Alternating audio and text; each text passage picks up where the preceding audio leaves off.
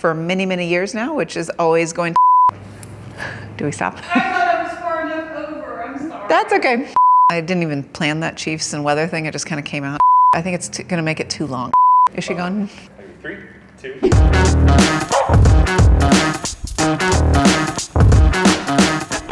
What's up, everybody? It's Charity Oland at Fountain Mortgage, and of course, I'm back with Future Proof this week.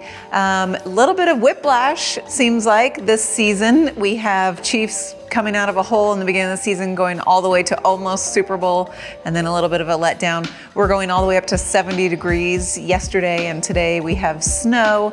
And if I can just make a really silly analogy, go one step further, we have the hottest housing market we've ever had, but I hear everyone talking about how hard it is. There's so little inventory, there's so many buyers, there's so much disappointment and emotion in this market.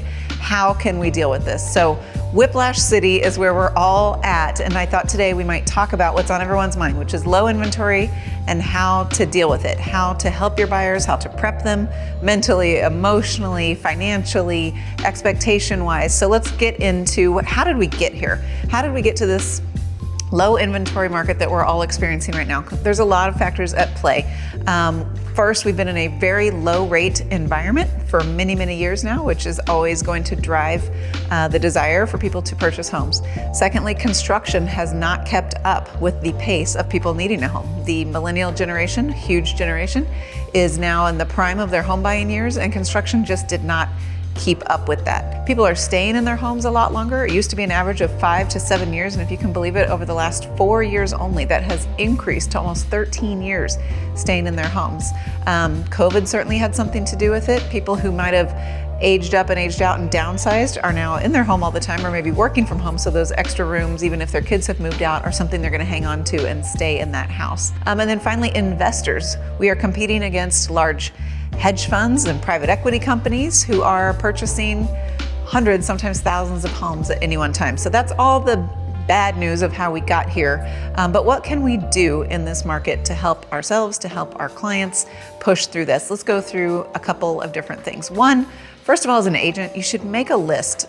I call it a cheat sheet of the things you can and can't control. We can all spend a lot of time stressing out about the things we can't control. Sit down for about 5 minutes and write down all the things you can control in a transaction to get your client to win the deal. Once you figure out what those things are that you can control, really lean into those. Go through those one by one, and how can you make your game a little bit stronger in each area. Secondly, if your number one goal as an agent, which I think it is of most agents, is to generate leads, in this market, your number 2 goal should be to generate relationships with other agents. Think of them as potential clients. They're going to be seeing your offers, receiving your offers, and you want to have great relationships with all of those agents. So think about the ways that you market to generate leads. Gifting, phone calls, checking in, emails, asking if they know anything that's coming on, asking them to happy hour, go to lunch. Create those relationships with those agents so that when your offer comes across their desk, they'll pick up the phone and you can have a genuine conversation about how to make this deal come together. Because again, while you're out for your client, you're both in it to make sure that the deal gets done. Finally, 3 of 4 points, lean into your lender.